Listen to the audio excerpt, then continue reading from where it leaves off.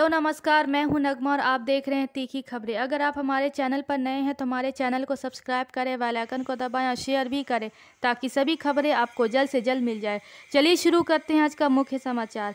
नामांकन पत्र रद्द होने के बाद मोहम्मद अब्दुल्ला ने हाई कोर्ट जाने का ऐलान किया। उन्होंने आरोप लगाया इनकी पत्नी गुल हिना का नामांकन गलत तरीके से 4 बच्चों के नाम पर रद्द किया गया, जो सरासर गलत है। इन्होंने वार्ड नंबर 39 से वार्ड काउंसलर का नामांकन किया था। आज तक के लिए इतना ही, धन्यवाद।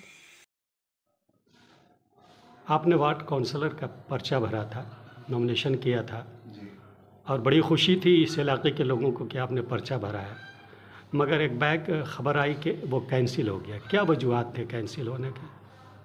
देखिए, मेरा नॉमिनेशन कैंसिल होने के पीछे वजह ये रही कि सरकार इलेक्शन कमिश्नर ने एक रूलिंग ला दिया है। रूलिंग तो उसको नहीं कह सकते, गाइडलाइन है उनका कि 2008 के बाद 4 बच्चे नहीं होने चाहिए, 2 बच्चे होने चाहिए। और अल्हम्दुलिल्लाह हमारे पास 2008 के बाद 4 बच्चे थे।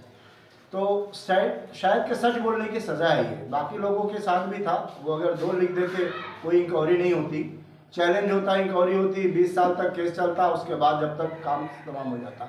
लेकिन बहरकत ये जो इनकी गाइडलाइन है इलेक्शन कमिश्नर की, मेरे याद के मुताबिक नसीम राव की गवर्नमेंट थी 89 में, उस वक्त mister Makhan Lal फतेदार health minister थे। उनके ज़रिए इस बिल का इंट्रोड्यूस किया गया था, जिसमें उन्होंने कहा था, जबकि उनके खुद 2 से ज़्यादा बच्चे थे मिस्टर माखन लाल फतेदार के, और इस बिल को अभी तक इलेक्शन कमिश्नर ने पार्लियामेंट में और असेंबली में लागू नहीं किया है। लेकिन लोकल पैमाने पर इसको गाइडलाइन दिया। और देखिए, मुझे ये उम्मीद थी कि शायद ये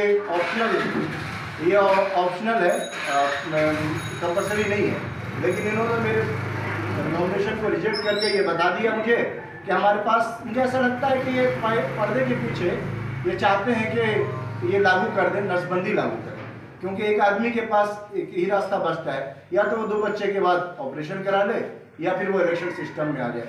लालू यादव के बाद भी 7 बेटियां हैं, 2 बेटे हैं, लेकिन राबड़ी देवी लड़ती है, क्योंकि जिस टाइम ये कानून बन रहा था या ये गाइडलाइन बन रहा था, उस टाइम वो सिस्टम के हिस्सा थे, तो उन्होंने 2008 का ये करवा दिया, या जिन लोगों ने भी करा दिया है। और इस तरीके से मुझे लगता है कि जो हमारे खिलाफ एक साजिश है, हमारे नहीं, मतलब पूरी कम्युनिटी के खिलाफ। 20% आबादी तो हिंदुस्तान की है, जिसके जो एक पिलर की तरह काम करती है और पूरी ईमानदारी के साथ रहती है। मैं चाहता तो अपने इस सच्चाई को छुपा सकता था, लेकिन मैंने नहीं छुपाया और इसकी सज़ा हमें मिली। किस बात? अच्छा, आपको इल्म था पहले से आपको इल्म तो था कि 2008 के बाद ऐसी कानून लागू हुई है?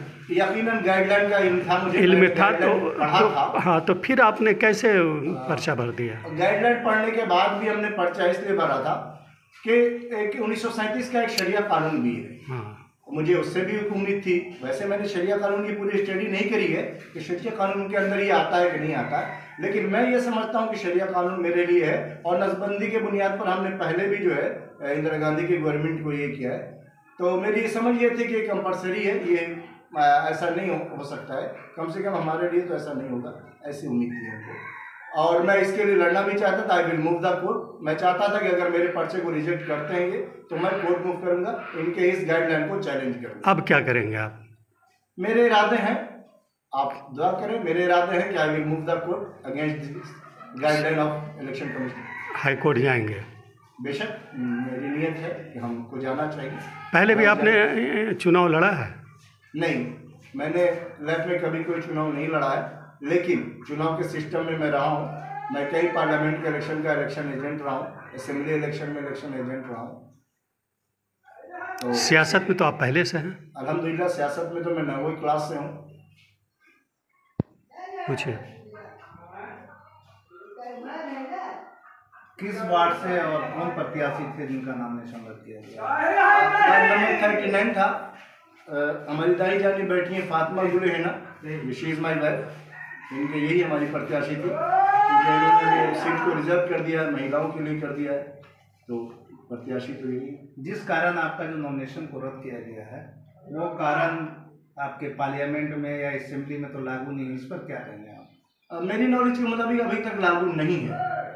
और क्यों नहीं लागू है तो इलेक्शन कमिश्नर बता सकता है कि उसने ये गाइडलाइन लोकल पैमाने पर ही, मुझे ऐसा लगता है कि वो नफ्स को देखना चाहते हैं।